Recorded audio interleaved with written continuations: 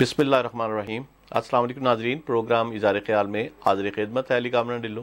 ناظرین، آج فضل الرحمان صاحب نے جو تقریر کی ہے اسلام آباد میں کھڑے ہو کر، نہ کہ وزیر اعظم کو للکارا، اداروں کو بھی ساتھ ہی انہوں نے اپنا پیغام دیا اور دیگر ان کے ساتھ نام نہاد سیاستدان جو ان کی بیک پہ کھڑے ہیں، جو اس ملک کے ماضی کے چور کہلاتے ہیں، ڈاکو کہلاتے ہیں، انہوں نے تو ملک کو بے دردی سے خزانوں کو لوٹا، آج بے روزگار ہاتھ پھیلائے اسمبلی کی ایک سیٹ کے لیے ترلوں پہ آئے ہوئے ہیں۔ عمران خان نے گلگت کے اندر کھڑے ہو کر بلتستان میں واضح طور پہ پیغام دیا کہ NRO کسی کو نہیں ملے گا، یعنی کہ وہ اپنی جگہ بالکل 100% ٹھیک ہے، اور یہاں پر اسلام آباد میں 3 روز کا جو الٹیمیٹم دیا گیا ہے تو لگتا یوں ہے کہ آنے والے دنوں میں تصادم کی طرف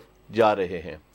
یہ تصادم ماضی میں بھی ہم نے دیکھا، 77 کے اندر ایک PNA کی تحریک آئی اور یہ تب بھی سارے اکٹھے ہوئے، انہوں نے مل کر 9 ستارے بنائے۔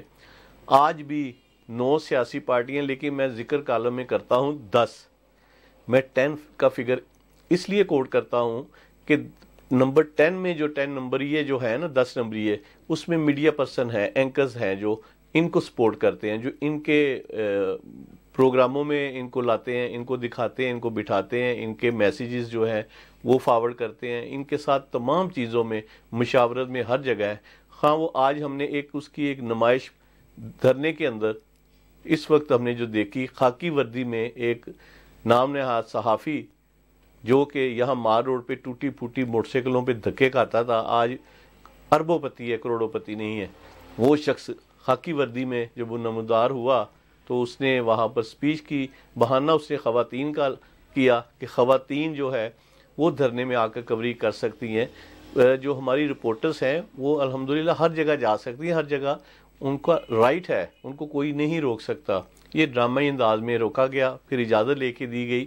اگر یہ بات صحیح ہوتی تو غور سے سنیے گا، اگر یہ بات واقعی صحیح ہوتی، ان کی پارٹی کی طرف سے ہوتی، تو مولانا فضل الرحمان عاصمہ شیرازی کو اپنا انٹرویو نہ دیتے۔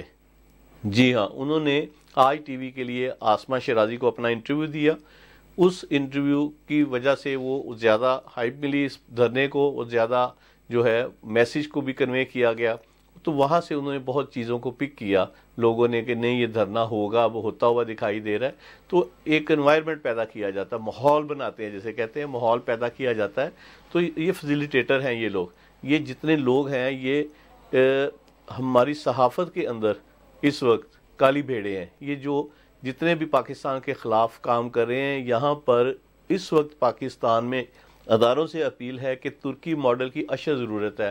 پہلے بھی ضرورت تھی، آج بھی ہے، اور آئندہ اس کی مزید ضرورت ہوگی۔ اگر آپ نے ہوش کے ناخن نہ لیے تو پھر بہت معاملات ہاتھ سے نکل جائیں گے اور پرابلمز بڑھتی جائیں گی، اور پھر شاید اکٹھی کرنی چیزوں کو بہت مشکل ہوگا۔ ابھی اسی وقت جو ہے بااختیار پیمرا اور اس کے پیچھے کھڑے ہوں، اور اس کو جو ایک لیٹر جاری ہوتا ہے پھر ریورس ہوتا ہے، ان چیزوں کو روکیں۔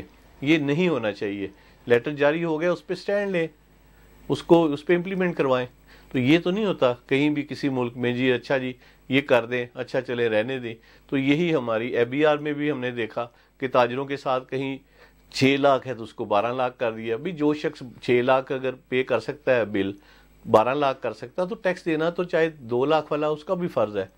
تو جب ہم ان سے مذاکرات معاملہ طے کرتے ہیں حالات اور واقعات کو دیکھ کے، تو یہ تھوڑی سا اس کا بینیفٹ زیادہ لیتے ہیں اور اس کو بلیک میل کی شکل میں لے جاتے ہیں۔ تو اس لیے ہمیں ان سے اب ایسے نہیں جیسے بات چیت ہو رہی ہے، ان کے ساتھ ڈنڈے کے ساتھ جو جب تک رویہ چینج نہیں کیا جائے گا تو یہ کسی کی نہیں سنیں گے۔ تو اس لیے پاکستان کی صورتحال نہایت خطرناک ہے۔ بارڈرز اس وقت ہمارا آزاد کشمیر کا ہو، سیالکوٹ کا ہو، شکر گڑھ کا ہو، لاہور ہے، قصور ہے، ہر جگہ بادل منڈرا رہے ہیں جنگ کے۔ تو اس لیے ہمیں فوری طور پر ہنگامی بنیادوں میں جو بھی ایکشن ان کے خلاف لینا ہوگا تو تب ہی بہتری کے امکانات آ سکتے ہیں، ورنہ معاملات بہت زیادہ ہاتھ سے نکل سکتے ہیں۔ آج کے سیگمنٹ میں اجازت دیجیے گا، انشاءاللہ اگلے سیگمنٹ میں پھر آپ سے دوبارہ ملاقات ہوگی۔ تب تک کے لیے پاک فوج زندہ باد، پاکستان پائندہ باد۔ اللہ حافظ۔